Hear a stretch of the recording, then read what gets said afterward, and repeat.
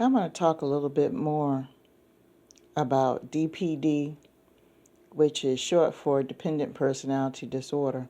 And from time to time, I'm going to discuss different personality disorders. I've touched on narcissism a little bit, and now I want to talk about DPD because that's something that has not been brought to the spotlight as of yet. It's one of the most difficult personality disorders to treat. A lot of people with DPD, believe it or not, are extremely intelligent and extremely manipulative people. I'm going to give a few examples and a scenario of how a person with DPD acts. The first thing that a person with DPD does, if they're single or if they're lacking whatever it is that they put out to the world that they got their shit together in all areas. And they also put out the false impression that they're independent and that they're very accomplished. Now, a lot of them might be accomplished on paper, might be accomplished educationally. So you would think that their picture is perfect and that they should be happy. But then they turn around and get involved in a serious relationship with someone, and it's usually that someone is somebody who is independent and exhibits behaviors where they feel that they are whole, whether they're single or married. They do not have a dependence on anybody else. These people will latch on someone who's independent because they are dependent, because they want to depend on somebody else. And what they'll do is they'll love bomb you with attention and affection and everything else and just think you're this whole world. They're very silver-tongued type people. And they massage your ego, male or female, doesn't matter. Willing to do anything, willing to be there for you, just absolutely perfect mate. Not a flaw, right? But you're so caught up in the fact that you waited so long for someone like this to be in your life that you're not paying attention to the red flags. You're not paying attention to the fact that it's too good to be true. So when you start to get a little serious with this person, you do see that that person does have a checkered past as far as dealing with relationships.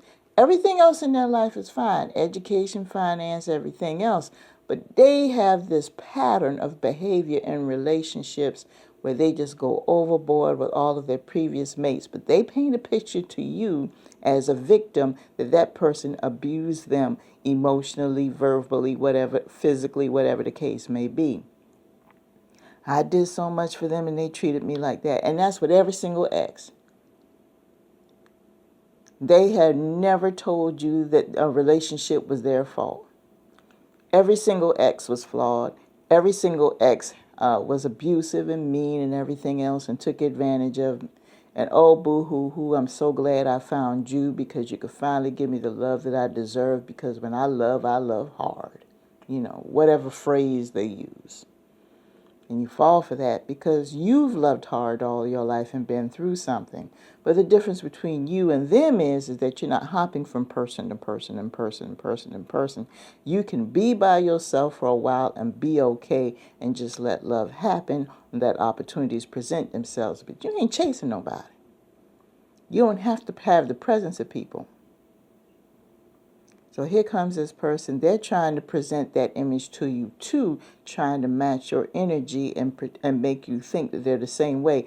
But when you get more and more involved in a relationship with them, excuse me, that's the fan coming on, you notice that there are certain things in their past that show you otherwise. A lot of these people with dependent personalities, first of all, they've either been married numerous times back to back, probably had more than one partner at one time for fearing of being alone. And the ones that aren't involved in a relationship, what they'll do is overindulge in accumulating things. You see a lot of hoarders have dependent personality disorder because once you know, and if any of you ever watch the show and they start going into the psychology as to why a lot of these people hoard, it always goes back to a damaged relationship that they never got over and never got therapy for or anything like that. It's because of attachment issues. Then they talk about the childhood was damaged and everything else and the whole 9 yards. So with these people, they're going to keep you in the loop for a while. It's not something where you're going to be able to pick up right away. They present themselves very well to the world. You would not think that they were who they were because of all the blessings that they do have and the accomplishments that they have that make you scratch your head and wonder, why do they feel they need to latch on to anybody? They're a catch on their own. Why are they chasing after people they don't have to? Look at them. But they don't see themselves that way because they have low self-esteem and abandonment issues. They are so afraid of being alone. These are the type of people that will tell you, some of them will tell you to your face, I can't be by myself. And when I was younger, when I used to hear people say that, I used to blow it off. But after having encounters with a couple of men who actually said that, and and experiencing some of the negative behaviors as a result, it's not funny anymore when I hear somebody say that. I give them the side eye real quick because that's a dangerous mentality to be in. So anytime that you're not around, that person has to have something that's giving them filling the void. It could be something as simple as you going to work every day. And let's say that person chooses to be a stay-at-home dad or a stay-at-home mom. They've got to fill their life with a thing or something. They can't sit quietly alone. They can't relax. They're restless. They're either going to be blowing up your phone all day with nonsense, knowing that you're trying to work. And this is a daily thing. I'm not talking about 1 or 2 calls. I'm talking about calls every hour. Just any old simple thing. Oh, I just want to hear your voice. And in the beginning, you think it's cute, but it gets annoying after a while because you're wondering what. And you get to the point where you don't want to answer the phone. And see, this is where the conflict begins. Because if you don't give them the attention that they want, and this is another sign of dependent personality disorder, attention-seeking behavior. If you don't give them the attention that they want when they want it, they either do something or say something extreme to make sure you pay attention to them, and they don't care if it's negative or positive as long as you give them some attention. They don't care if you go off and have a fit on them. They got your attention. But if you ignore them and don't pay them any attention, that's like a knife in the heart. That's the kiss of death for them because of abandonment issues and low self-esteem. They want your attention all of the time because they're afraid of being alone. Anytime that you're away from them for a period of time that they feel that is too long, because of their lack of control, their mind just goes all kind of places. And that would explain the mood swings that they're going to show to you, because they will. Everything could be fine at home, and all of a sudden they have mood swings because they don't have enough. That's how come you see in situations where you have a man, let's say that, he's gone on in life and got himself a partner and wants to take his time building a family, but every 2 seconds that person is in his face wanting more. They want as many people around them as possible because at all times, because that's the only way that they can feel validated is if they have the attention and the presence of somebody else. They do not love themselves at all. Their self-esteem is that low. And they wind up sucking up your world. It's like, give you a scenario, then I'm going to let you guys go. Man, like I stated before, man finds a mate. They get, married, make that commitment to each other. And they're going to be together, just the two of them for a while. You would think that will be wonderful. Everything is in place, the finances, the career, everything. They just want to be together. And in the beginning, that person is okay. But it doesn't take long before all of a sudden that person is bringing situations from the outside world into the house because they don't have enough purpose. Oh, I need to fulfill my purpose. Oh, I'm bored. And you're not ready for all those extra things to be brought in your home. But because you love this person, you let it go. A lot of cases, these people will bring other family members into the home with their negative situations, and it's always a family member with a negative situation that they're bringing in the house because they feel in their warped little mind that they're actually helping that person solve their problem, and they're not. Okay? Because they got to have somebody around them all the time.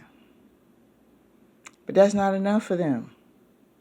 See, once that situation or whatever goes on with them, all of a sudden they look up, they got to bring in somebody else, or they got to bring in something else, or right before you know it, you come home and you got 6, 7, 10, 12 people in the house with all their problems, with all their drama, that you coming home to every single day when the original contract was supposed to be you and this person together alone for a while.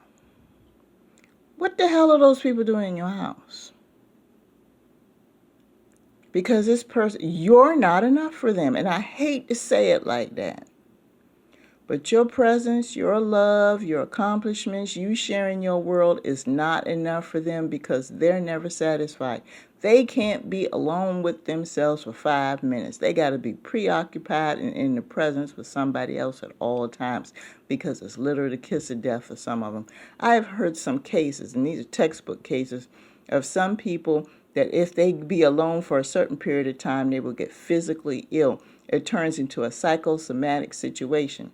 And for those of you who are unfamiliar, excuse me, Spirit help me talk, with psychosomatic situations, it's basically where you are creating physical symptoms that reflect a condition that does not exist or exacerbates a condition that does exist because you have psyched yourself up and stressed yourself out to the point where these conditions present themselves. And 9 times out of 10, you're doing it for nothing. Under false pretenses, false information, bad information, whatever the case may be. There's some people with DPD that stay sick all the time. And they don't have to be that sick. And some of them know they don't have to be that sick. But if they're that sick, see, that's more attention from people. You see how this goes? And unfortunately, in a lot of these cases, the person who loves them winds up getting buried, and I hate to say this, before that person does. And for all you know, that person could have put other people in the grave from wearing them down because of their illness. It's a very, very hard diagnosis to deal with. And a lot of people, the majority of them, don't even realize they have this problem. And for those of you who don't think it's necessary to go into somebody's romantic past, I beg to differ. Because they could be presenting a very, very big picture to you. First of all, if they're not comfortable even answering your questions when you ask about their romantic past, and they're not and every single time you ask about it, they throw up roadblocks, that's a red flag anyway. Because if you claim you love somebody as much as you do and you want that person to be a part of your life, you shouldn't be afraid to answer questions. You might be a little hesitant. Okay, fine. But if they come to you asking you questions, out of love for them, you should be honest with them. And if it's a deal breaker, so what? Move on. So that in a nutshell is how the people act with dependent personality disorder. It's hard to detect. You can't look at someone and tell if they have it. The only way that you're going to be able to do it is to be able to see how they interact with you. And unfortunately, it takes a while. It's a gradual thing because they present themselves as independent and strong when in actuality they're not. So I kind of hope this helps someone today, because if you have a person like this in your life, they either need to seek therapy or treatment, or you need to call it quits, because you're going to be an emotional slave to this person for the rest of your life, and you're not going to have a moment's peace. So with that being said, I'm going to go ahead and let you guys go.